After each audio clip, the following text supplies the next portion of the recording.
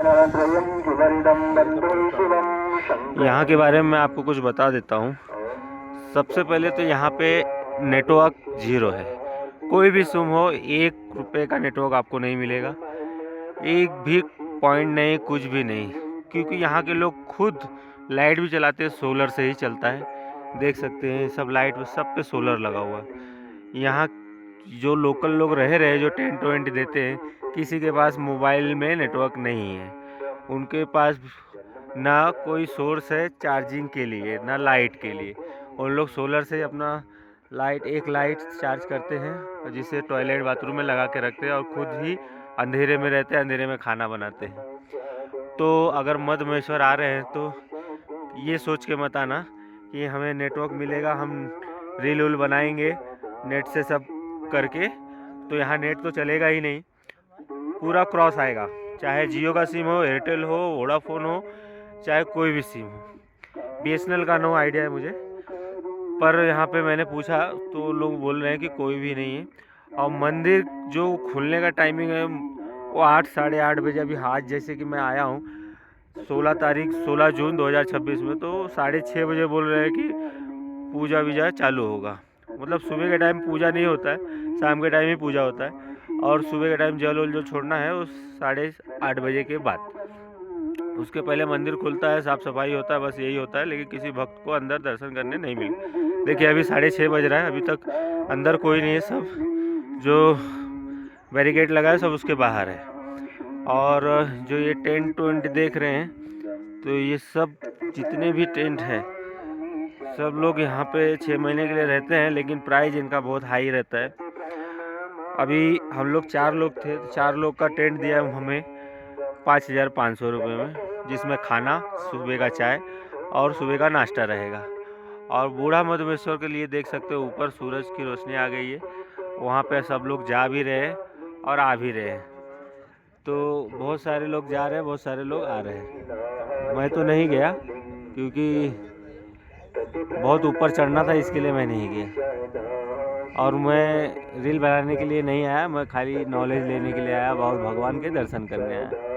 तो मध्य महेश्वर अगर आएंगे तो केदारनाथ की तरह सोच के मत आना कि जब केदारनाथ चढ़ गए तो यहाँ पे भी चढ़ पाएंगे। भाई बहुत बहुत बोले तो बहुत खतरनाक रास्ता है।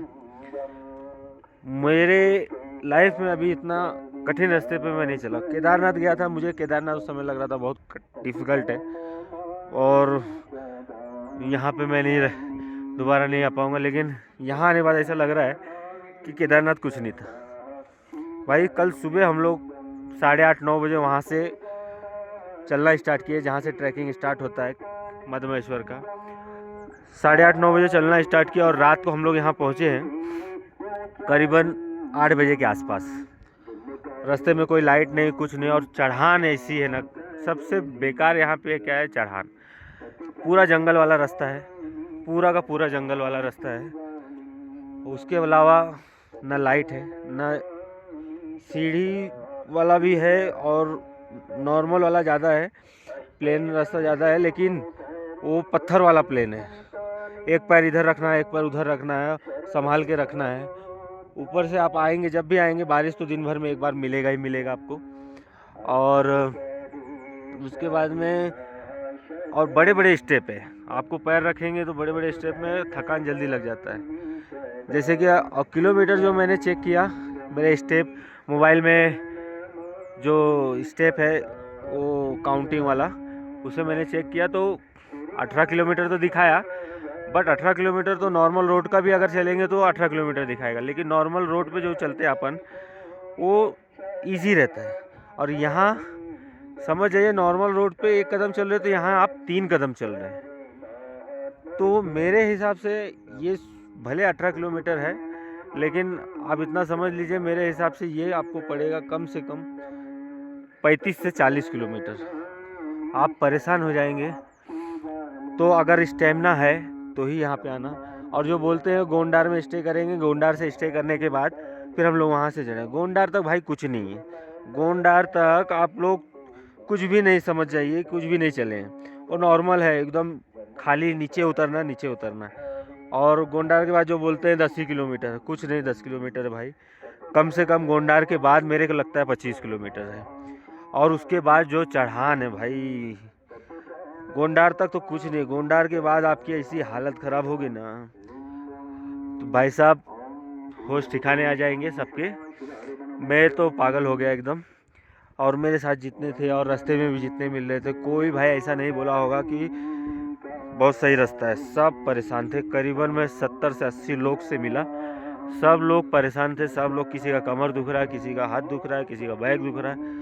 और भाई सबसे मेन चीज़ देख रहे हैं, मैं हाथ में ग्लव्स पहना हूँ और ये ग्लव्स है माइनस में आपको आपका हाथ गर्म रखने के लिए। और अभी इस समय यहाँ पे -1 चल रहा है और बहुत ठंडा है, बहुत भाई बहुत ठंडा है, बोले तो बहुत ठंडा है।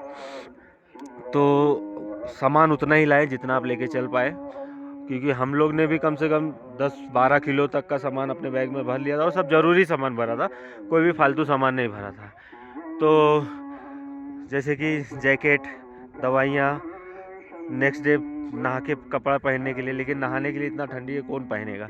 उसके बाद में ये ग्लव्स और टावल वावल तो नहीं लिए थे, क्योंकि हम लोग बोले थे ठंडी रहेगा तो शायद नहीं नहा पाए, इसलिए हम लोग टावल वावल भी ले लिया।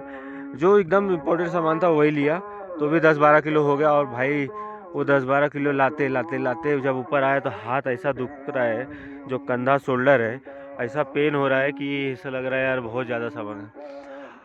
अब हमारा दर्शन तो हो गया है, अब हमने नीचे उतरना है।